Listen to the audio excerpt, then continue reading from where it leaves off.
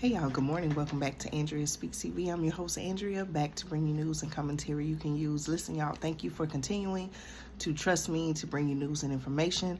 I appreciate your support. Listen, y'all, I've been bringing you up-to-date information concerning the migrant crisis that's happening at our U.S.-Mexico border, affecting states such as Texas, Arizona. Certainly, they're right on the front line because they're border states, right? And I've even brought you coverage where, in many cases, the migrants have been sent by, whether it was bus, plane, even in some cases, train, right? Okay, they've been sent to other cities, okay? New York City, Washington, D.C. We've talked about Denver, Colorado, Los Angeles, California, okay? In the most recent video upload before this one, I even talked about Maine, okay, a specific community, Brunswick, Maine, okay. We've even talked about Chicago, Illinois, right? Listen, y'all, okay. I'm gonna go ahead and tell you to sit down, okay. Go ahead and tell you to sit down before you listen to what I have to tell you. As a matter of fact, when I saw this headline, you have to read something again. You may wipe your eyes. You may say, no, I got to read this again. Is this really going on? Very concerning story out of New York City, y'all. Now, I want you to think about your local community, okay? If you're a parent with children, a child or children, I want you to think about this and let me know your thoughts. I want to hear what you got to say about this, right?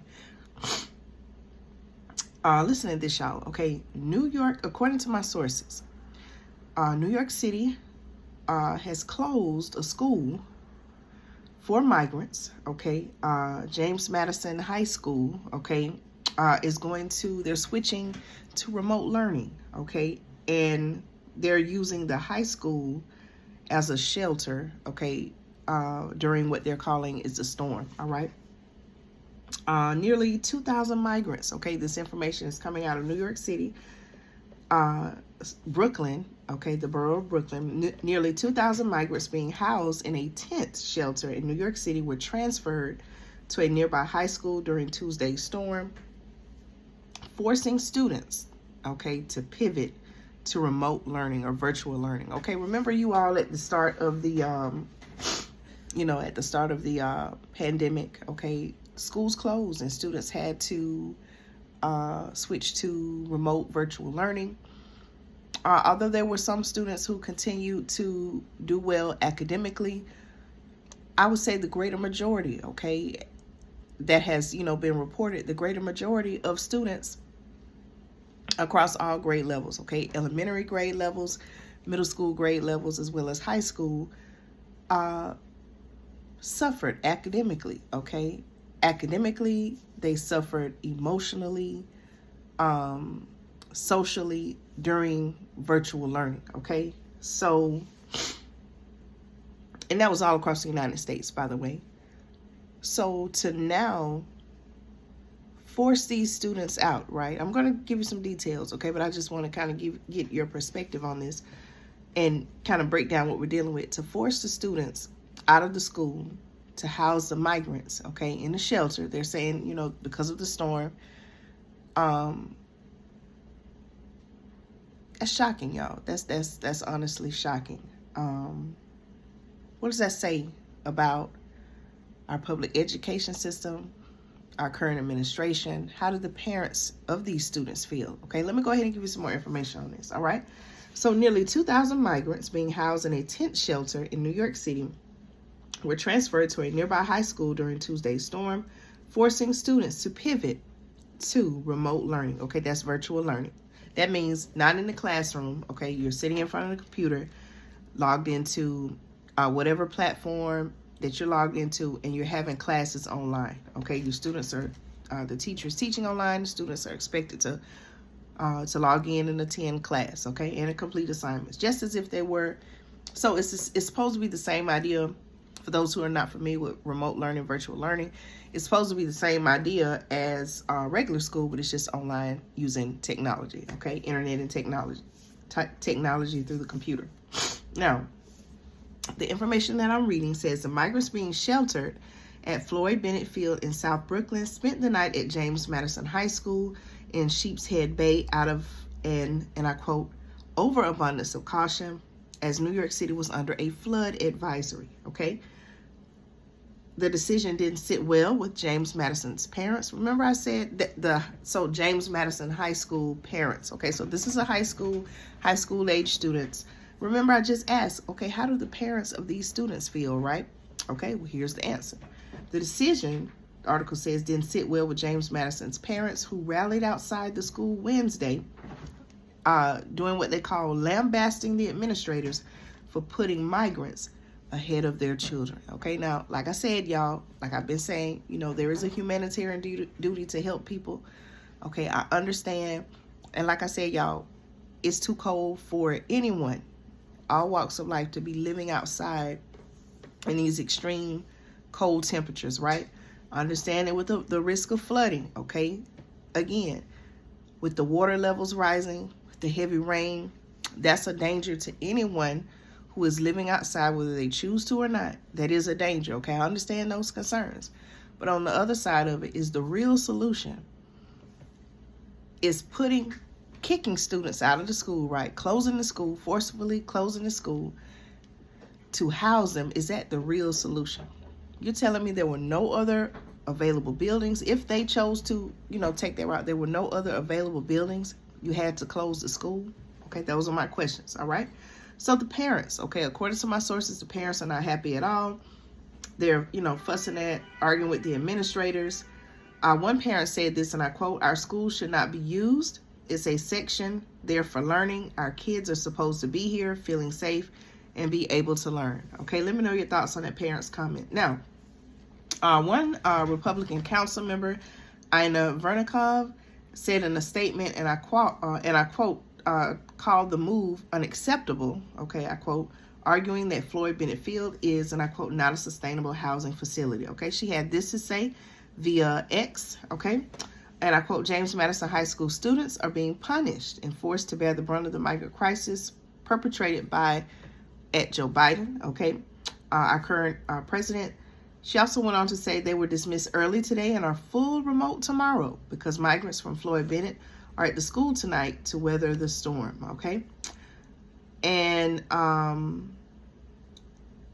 she also tagged the mayor in this post, at NYC mayor, "This is unacceptable." The mayor being Mayor Eric Adams.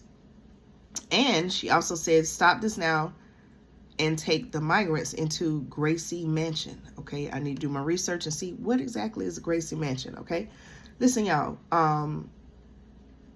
she also added, "Our public schools are meant to be places of learning and growth for our children, and we never intended to be shelters or facilities for emergency housing." Now, hey, I just told you she's a council member, right?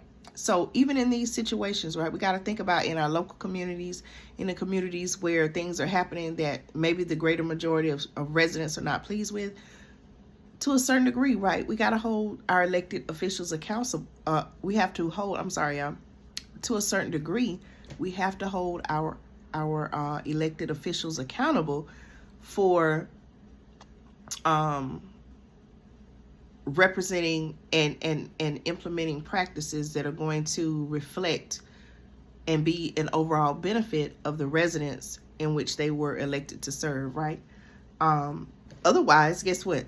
People are going to remember, hey, you let this happen, you sat back and watched and did nothing.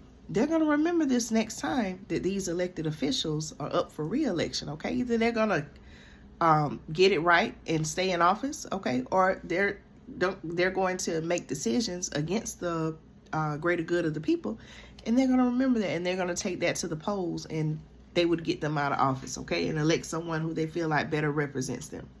Now, my article also says that the NYC comptroller, Brad Lander, who the article does say is a Democrat, said that placing migrants at the Floyd Bennett Field, and I quote, "highlights the mismanagement and waste of money that is all too present in City Hall's approach to shelter and services for asylum seekers," okay?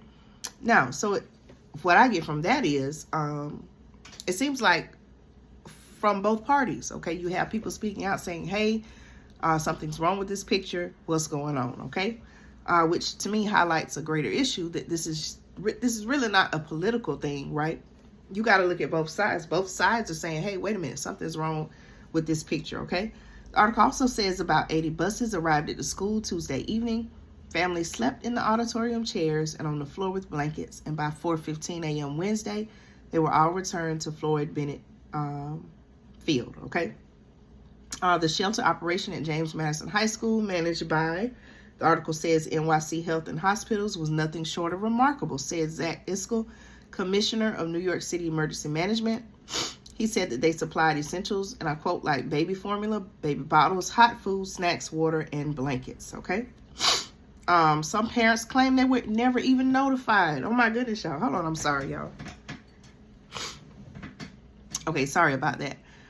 Some parents are even claiming that they were never notified of the move and were even more outraged to learn that this forced kids to attend school remotely, okay? Wow, y'all, they're even saying that there were hate calls, bomb threats made to the school Wednesday morning. Those actions are not only deplorable, they're also criminal offenses, Iskell said, okay? Iskell, as I just referred to, is the Commissioner of New York City Emergency Management. Adams's office, okay? New York City Mayor Eric Adams' office has said that over 160,000 migrants have arrived in New York City since the middle of 2022. Many sent to the city in busloads under the direction of Texas Governor Greg Abbott. Officials have said that the city is overwhelmed, with Adams warning the crisis could, and I quote, destroy the city, okay? School will be back in session Thursday, according to sources. Meanwhile, officials said they do not, and I quote, foresee using James Madison again as a shelter, okay? Now, the question I want to ask is are other cities going to do the same thing? Are we going to end up seeing a wave of these cities who are receiving migrants, many of them sanctuary cities? Are we going to see a wave of schools closing in the name of housing the migrants safely due to whatever weather conditions? You know, there's weather, severe weather and extreme weather happening in many parts of our country. Okay, are we going to see other cities and communities follow suit? Okay, could this happen in your own local community? Now, I will say this. You know, it has been said, I saw in another report that they actually, the area where this school is, from my understanding, is said to be a lower income area. In other words, they're saying they wouldn't have done this at a school where the parents were more, I guess you could say, affluent, for lack of a better term. So that highlights a whole nother issue, okay, with the particular demographic, the economic area, the economic makeup of this particular area. You know, are these students being punished, so to speak, while other students are continuing to thrive? Okay, I want to know your thoughts on that. Elon Musk, okay, I'm sure you all know who Elon Musk is. He has something to say about this whole situation. It was reported that he actually issued a warning, okay, after New York City students pushed out of school to house the migrants. This is what he had to say, and I quote, "This is what happens when you run out of hotel rooms. Soon, cities will run out of schools to vacate. Then they will come for your homes." Okay, that's what I was saying that Elon Musk wrote on X on Tuesday, okay? They say he was responding to a video that has been shared showing migrants being dropped off from a yellow bus to James Madison High School that is located in Brooklyn, okay? So I want to know your thoughts on this. Would they come from,